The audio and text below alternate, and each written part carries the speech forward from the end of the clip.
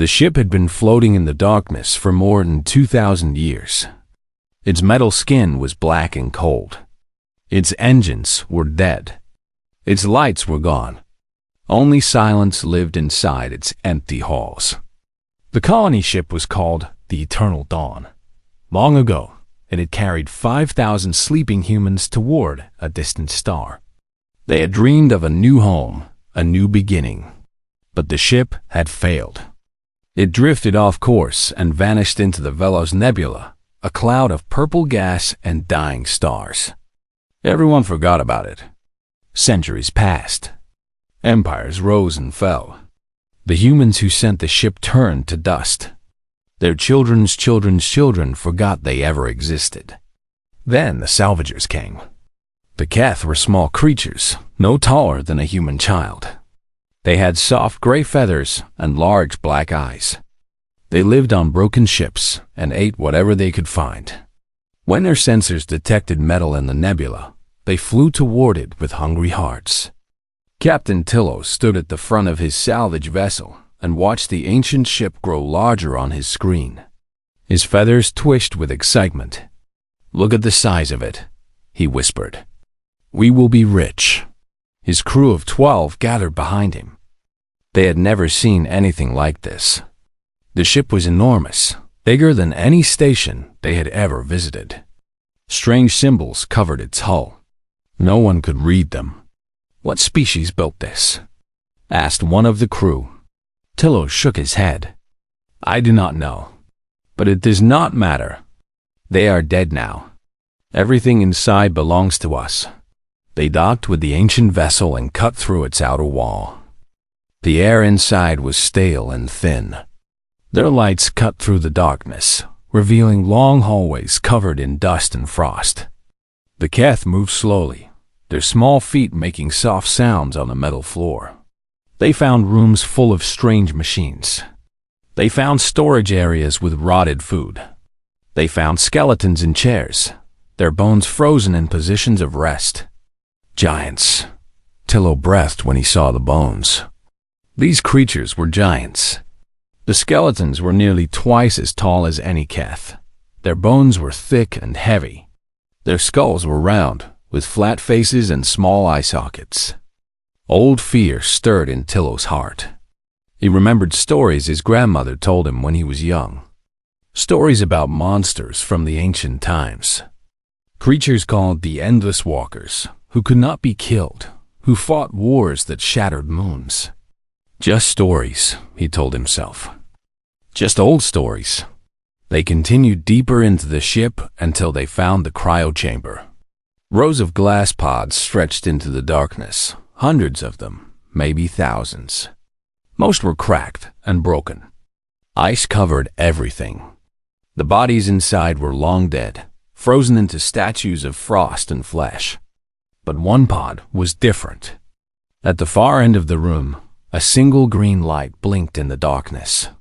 One pod still had power. One pod still worked. Tillo walked toward it slowly. His heart beat fast in his chest. He wiped the frost from the glass and looked inside. A giant slept within. A male creature with black hair and a square jaw. His chest rose and fell with slow, steady breaths. He was alive. "Impossible," Tillo said. "He has been sleeping for... The ship is ancient. How can he still live?" One of his crew members touched the control panel. A loud beeping filled the room. Warning lights flashed. The pod began to hiss and shake. "What did you do?" Tillo screamed. "I did not mean to. I just touched it." The glass lid slid open. Steam poured out, white and thick. The crew stepped back, their feathers raised in fear. The giant's eyes opened. Park Do-yoon took his first breath in over 2,000 years. It hurt. His lungs burned. His muscles screamed. His mind was a storm of confusion and pain. He sat up slowly, his body shaking. The cold air hit his skin like knives. He looked around, seeing nothing but shadows and strange lights. Small shapes moved around him, making frightened sounds. Where was he? What happened? His memories were broken pieces that did not fit together. He remembered the launch. He remembered saying goodbye to his mother. He remembered the needle in his arm, the cold spreading through his veins, the doctor's voice telling him to count backward from 10. He never reached 1. Do-hyun tried to stand. His legs were weak. He grabbed the nearest thing to steady himself, a metal railing attached to his pod. The metal bent in his grip like soft clay. Then it broke. The small creatures around him screamed. They ran toward the door, falling over each other in their panic. Wait, Do-hyun tried to say, but his voice was just a rough whisper. Please wait. One creature remained, the one with slightly darker feathers than the others. Tilo stood frozen, too scared to run, too curious to look away. Do-hyun looked at him. The creature was real. This was not a dream. He was awake, on the ship, but everything was wrong. Where is the crew? Do-hyun asked. His Korean words meant nothing to Tilo, but a small device on the Kef's collar began to translate, turning the ancient language into something he could understand. Dead, Tilo answered, his voice shaking. All dead. Long ago. How long? Tilo checked his datapad with trembling hands. This ship? It is from year 2089 in Old Earth counting. Current year is 4217 Galactic Standard. Do-hyun's mind struggled to understand. He did the math slowly, painfully. 2,000 years. His legs gave out. He fell to his knees on the cold metal floor. 2,000 years. His family. His friends. His entire world. All of it was gone. Tilo watched the giant creature kneel in the darkness. He watched water fall from its eyes. He had never seen a creature cry before. For the first time, the monster from the old stories seemed less like a monster. It seemed like someone who had lost everything. 3 weeks passed before Do-hyun could walk without falling. The cryo sickness was cruel. It made his muscles soft and his bones ache. But he pushed himself every day, forcing his body to remember how to move. Captain Tilo did not abandon him. The small Keth had a kind heart hidden under his gray feathers. He gave Do-hyun food and water and a place to sleep on his salvage ship. In return, Do-hyun helped repair broken machines with his human hands that could bend metal and twist bolts that no Keth was strong enough to turn. They traveled together toward a place called Harmony's Rest, a great space station where many species came to trade. Tilo said it was the best place to find answers about what happened to humanity. During the journey, Do-hyun learned about the Galaxy Dade, who was not what he expected. The Galactic Cooperative was a union of 47 species spread across thousands of stars. They had built great cities in space. They had ships that could cross the galaxy in weeks. They had medicine that could cure almost any disease. But they had no armies. They had no weapons. They had not fought a war in over 600 years. Why would we fight? Tilo asked when Do-hyun questioned this. There's enough food for everyone. Enough space for everyone. Fighting is primitive, wasteful. Do-hyun did not argue. But something felt wrong. A galaxy without conflict seemed like a dream. And dreams, he knew, could become nightmares very quickly. When they arrived at Harmony's Rest, Do-hyun's breath caught in his throat. The station was beautiful. A massive ring of silver and gold spinning slowly against a field of stars. Ships of every shape moved around it like fish in water. Lights sparkled from 1,000 windows. But when he stepped off Tilo's ship, everything changed. People stared at him. The station was crowded with aliens of all kinds. Tall ones, short ones, creatures with tentacles, creatures with wings. But Do-hyun stood taller than all of them. His shoulders were wider. His steps were heavier. The floor shook slightly when he walked. Whispers followed him like shadows. What is that thing? Look at the size of it. Is it dangerous? Tilla walked beside him, trying to ignore the stares. They are not used to seeing someone like you. Most species here are small, soft. I noticed, Dahyun said quietly. They made their way to an information center where travelers could access the station's database. A hologram appeared when they approached, taking the form of a young woman with long black hair and kind eyes. "Welcome to Harmony's Rest," she said in perfect Korean. "My name is Yoon Sora. I am an artificial intelligence based on preserved human cultural archives.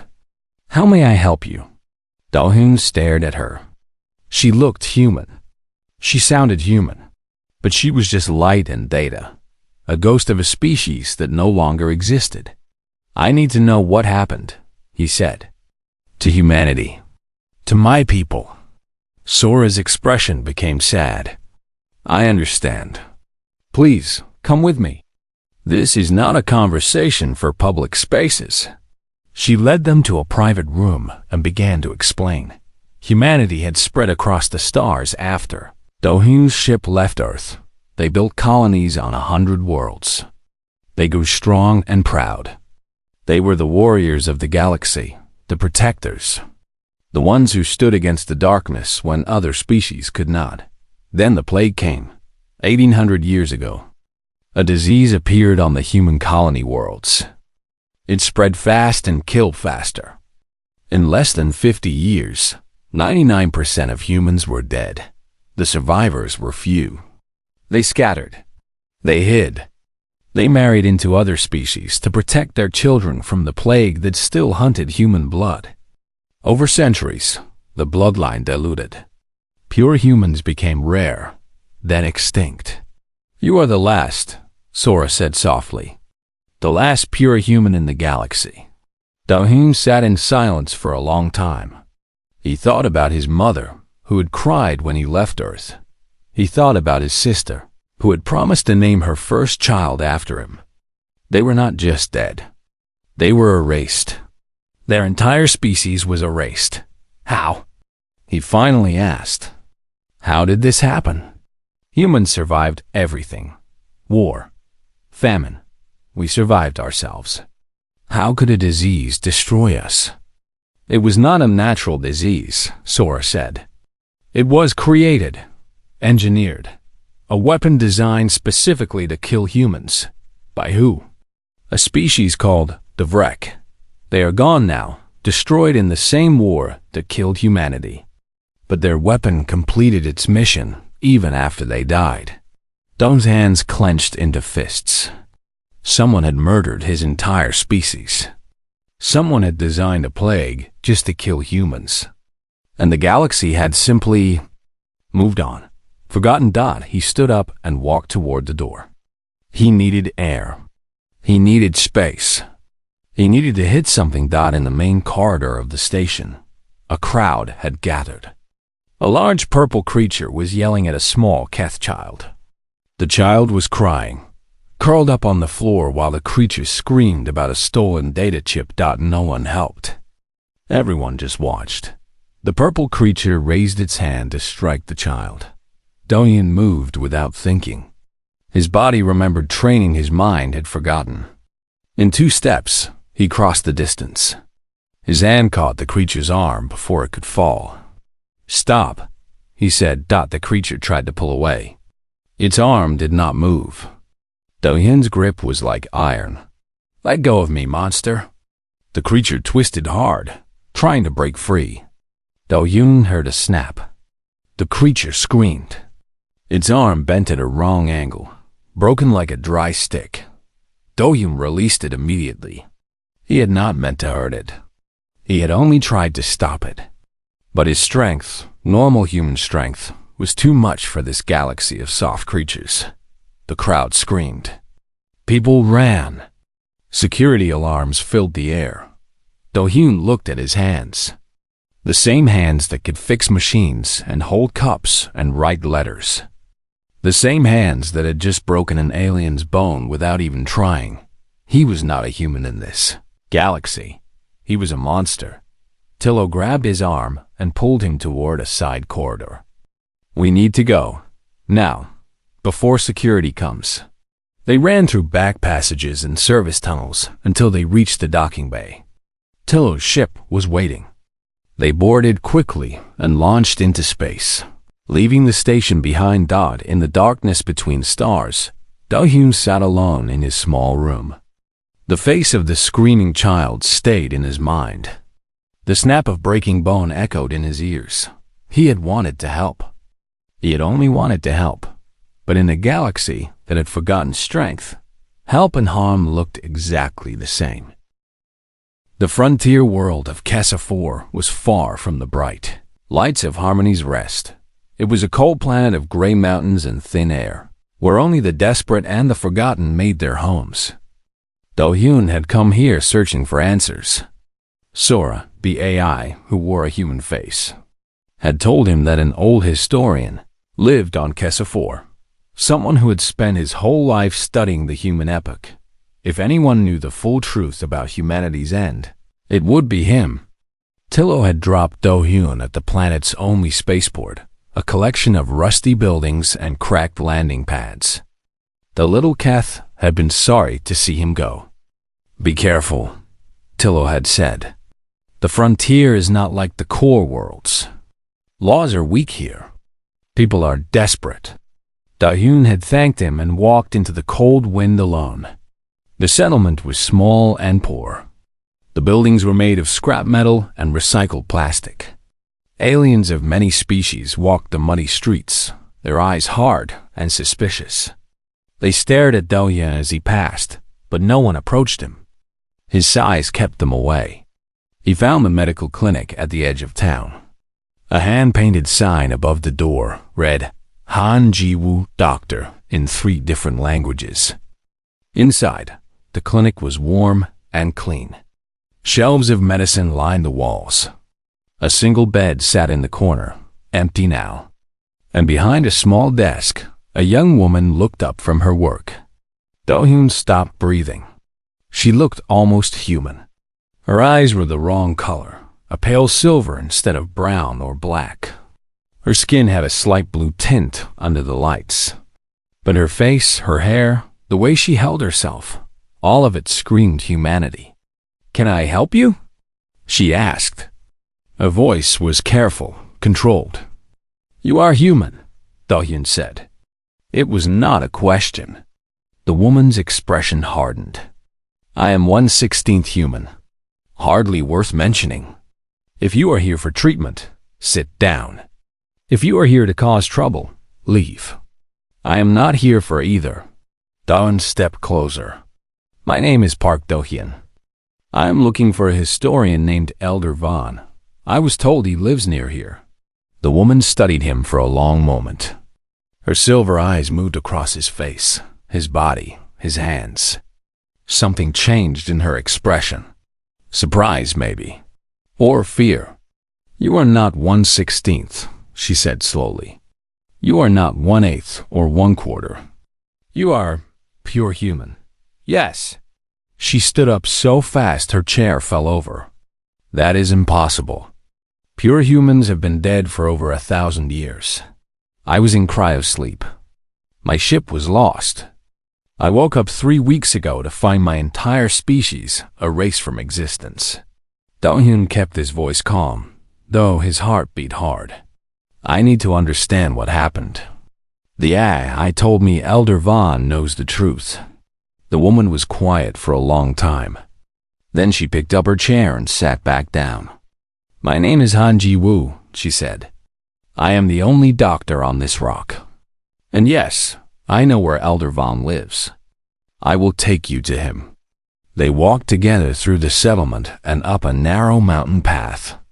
Ji-woo was fast for her size, her legs steady on the rocky ground. Do-hyun noticed that she was stronger than she looked. Her steps did not slip. Her breath did not grow short. "You have more human in you than most," he said. "It has not made my life easy." Her voice was bitter. "They call me Heavy Bones, Throwback, Freak. The human bloodline is not something people celebrate out here. It is something they fear. Why? Because of stories like yours. The endless walkers. Creatures who could break bones with their bare hands and survive wounds that would kill anyone else. People do not like being reminded that such things once existed. She glanced back at him. They especially do not like meeting one in person. Elder Von lived in a cave high on the mountain. He was a Silith, a creature like a great caterpillar with dozens of small legs and eyes that covered his whole face. He was very old, his skin wrinkled and gray, but his mind was still sharp. A pure human, he said when Jiwoo introduced them.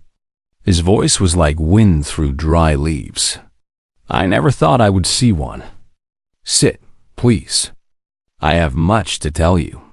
Do-hyun sat on the cold stone floor. Jiwoo sat beside him.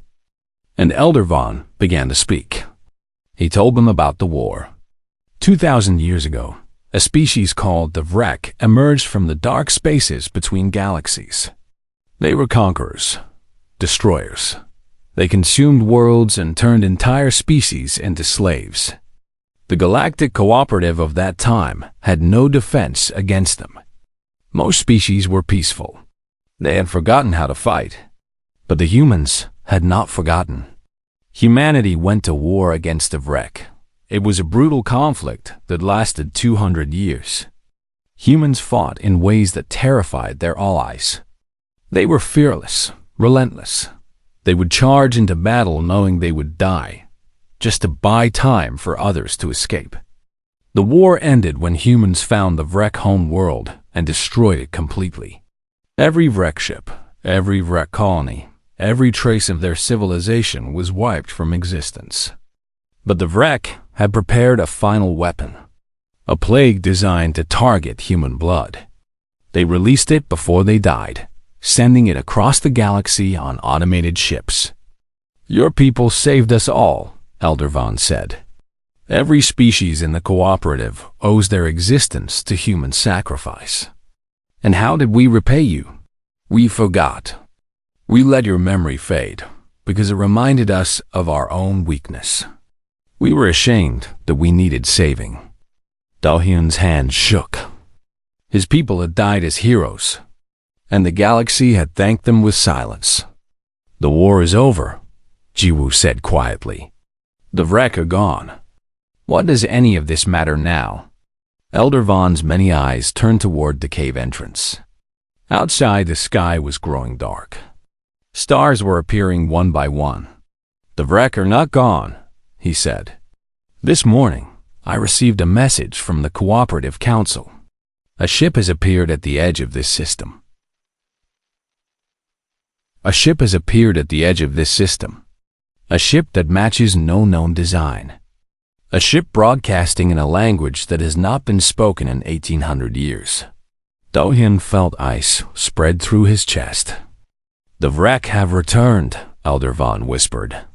And this time, there are no humans left to stop them.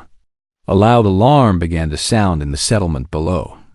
Red lights flashed against the mountain rocks. Screams echoed up through the thin air. Do-hyun stood and walked to the cave entrance. In the sky above Kesafor, a dark shape was descending through the clouds. It was massive, larger than the settlement, larger than the mountain itself. Its surface was black and rough, covered in spikes and strange angles. The Vrek had come, and Do-hyun was the only one who could fight them. The settlement was chaos. People ran through the streets screaming.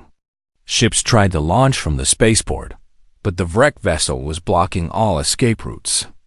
Its weapons had not fired yet, but its shadow covered everything like a death sentence. Do-hyun ran down the mountain path with Jiwoo close behind him. His mind was racing. One ship, one enemy vessel. In his time, a single ship would be nothing.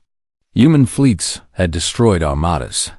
Human soldiers had fought armies, but there were no human fleets now. No human soldiers. Only him. There has to be something we can use, he said as they reached the settlement. Weapons, defenses, anything. This is a frontier colony, Jiwoo answered. We have medical supplies and mining equipment. No weapons.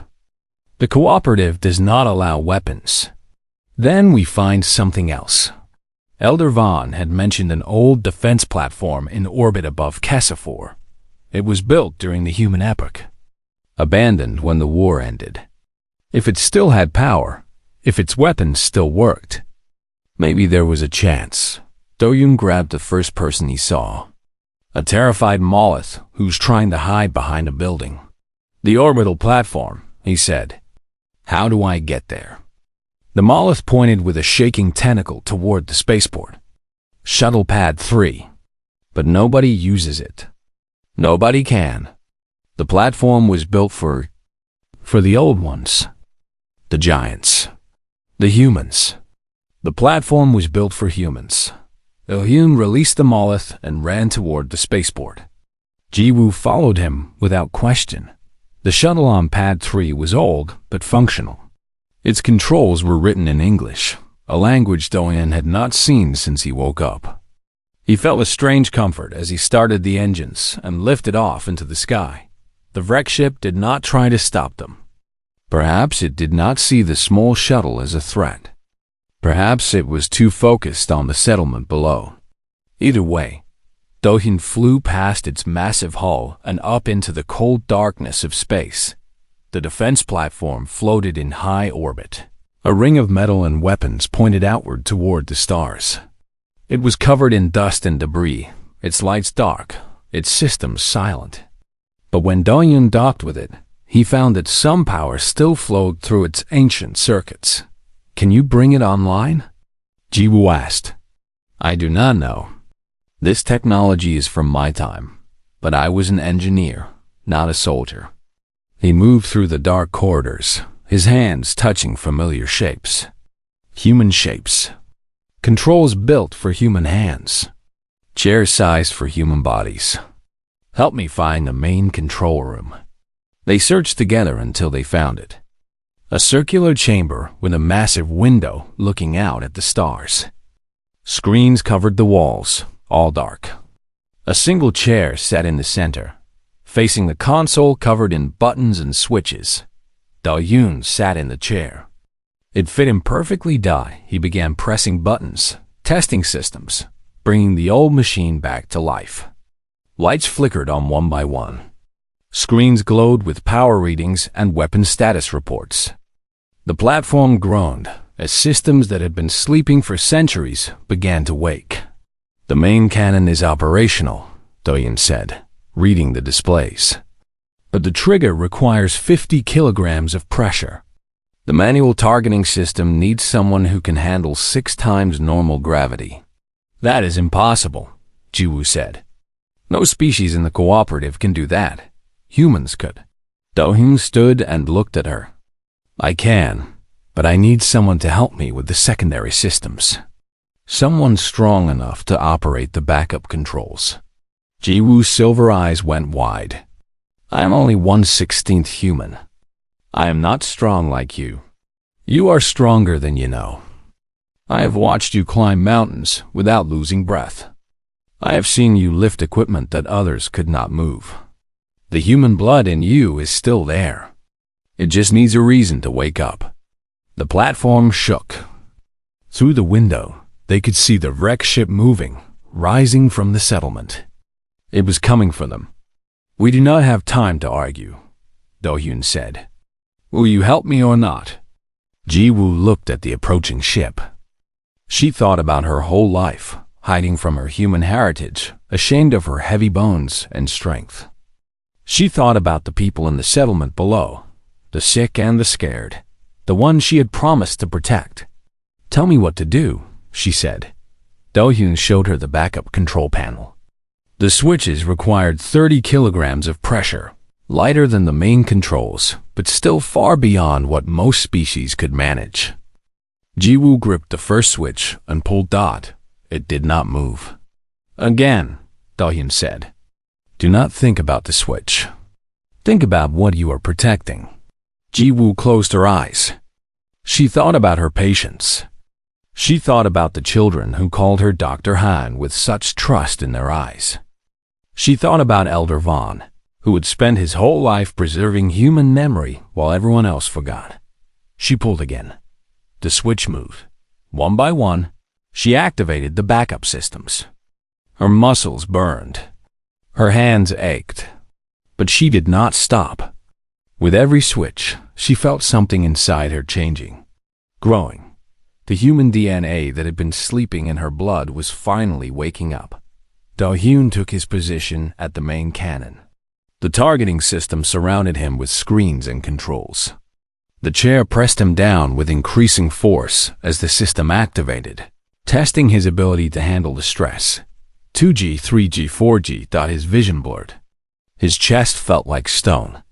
But he had trained for this once, long ago, in a world that no longer existed. His body remembered even when his mind wanted to quit.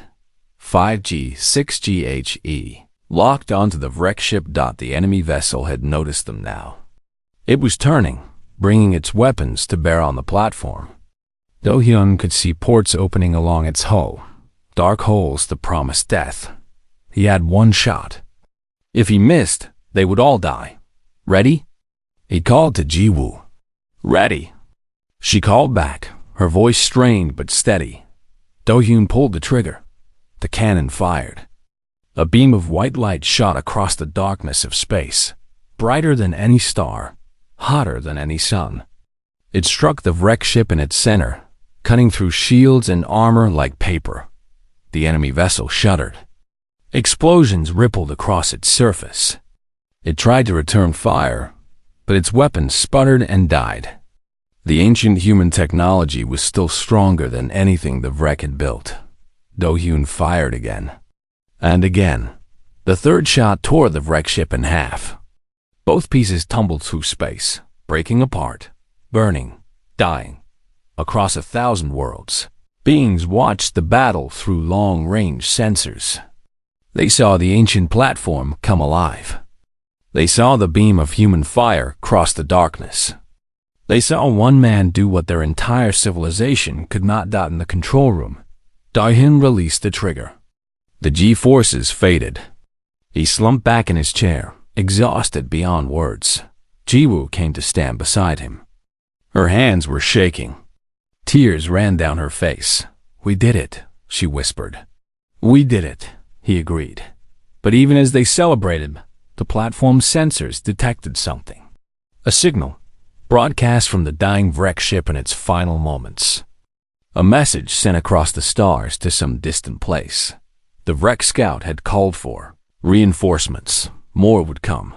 The war was not over. It was just beginning.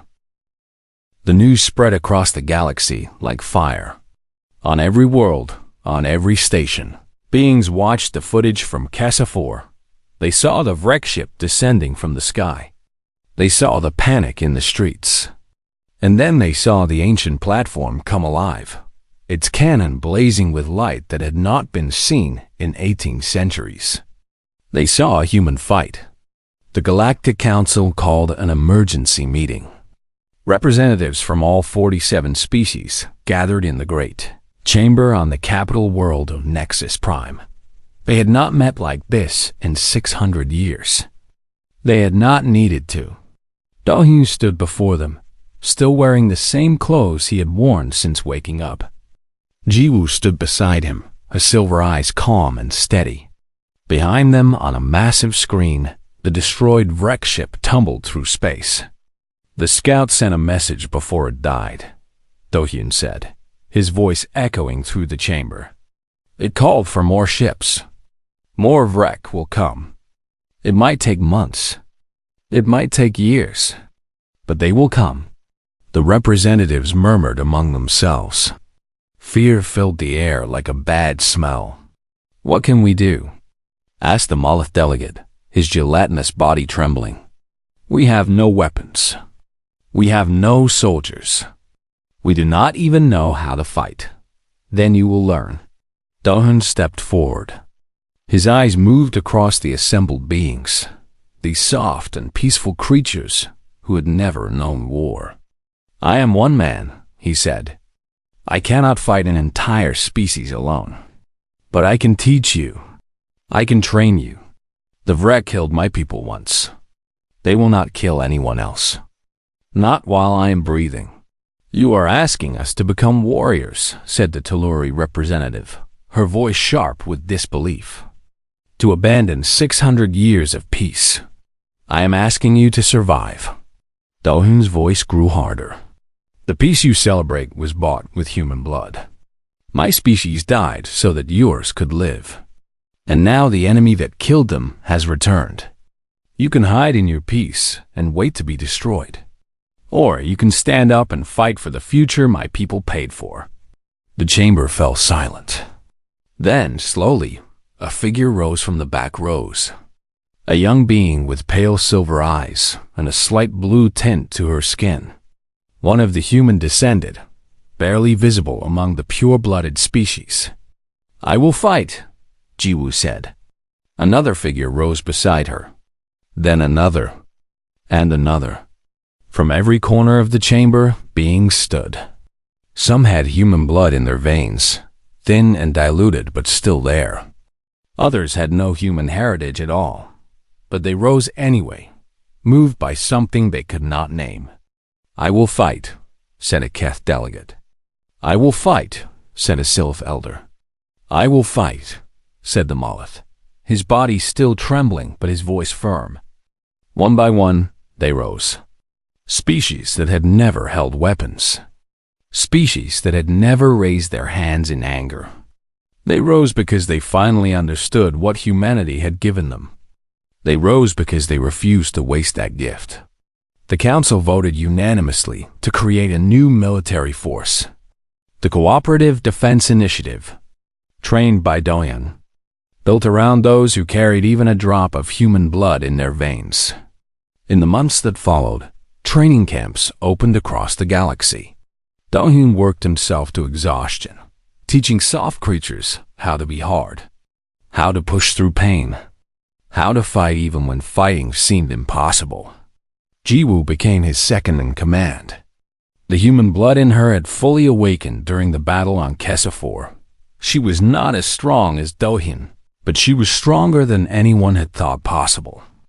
And she had something Do-hyun lacked, the ability to understand both worlds, the old strength and the new peace. Others like her emerged from the shadows. Thousands of beings with human heritage who had hidden their whole lives. They came forward now, no longer ashamed. The bloodline that had been diluted across centuries was gathering again, finding its purpose. The pure species joined them. Keth pilots, Moleth engineers, Scylla strategists. They could not match human strength, but they brought other gifts. Patience, creativity, unity. Together, they became something new. Something that had never existed before. A galaxy that was ready to fight, not because it wanted war, but because it understood that some things were worth protecting. On the first anniversary of the battle at Kessafor, a ceremony was held at the rebuilt defense platform. Thousands of soldiers stood in formation, wearing uniforms marked with a symbol that had not been seen in 1800 years. A blue circle on black. The old Earth flag. Do-hyun walked among them, his heart full of emotions he could not name. These were not humans. Most of them had never seen Earth, never known a pure human, never understood what it meant to be endless walkers. But they carried the spirit, the refusal to give up, the willingness to die for others, the stubborn, foolish, beautiful belief that tomorrow could be better than today. That was the true human inheritance. Not strength of body, but strength of soul. Jiwoo joined him at the front of the formation. She was wearing a commander's uniform now, her silver eyes shining in the starlight. Ready? She asked. Do-hyun looked at the soldiers before him. Keth and Moleth and Telluri and Scylla and human descended. All of them waiting. All of them ready. The galaxy forgot human strength, he said, his voice carrying across the silent crowd. They forgot because they were afraid of what we represented. the capacity for violence, the willingness to fight, the ability to destroy. He paused, letting the words settle. But they forgot something else too. They forgot that human strength was never about destruction. It was about protection. We fought so that others could live in peace. We died so that the galaxy could be free. And now, after 2,000 years, that strength has returned. He raised his hand toward the stars. Not in one man, not in one species, but in all of you. Every being who chose to stand up when sitting down was easier. Every being who chose to fight when running was safer. You are the new humans. You are the endless walkers reborn. A cheer rose from the crowd. It started small, just a few voices, but it grew until the entire platform shook with sound. Species that had never shouted were shouting now. Species that had never cried were crying. In the distance, beyond the edge of the system, sensors detected movement. Ships, many ships. The wreck were coming. But this time, someone was waiting for them. Dahyun smiled, the first real smile he had felt since waking up alone in the dark. "Let them come," he whispered. The new banner rose above the training grounds. The blue circle on black, with a single word written beneath it in every galactic language. Remember, the galaxy had forgotten human strength. But thanks to one man who opened his eyes after 2,000 years of sleep, they would never forget again. The end.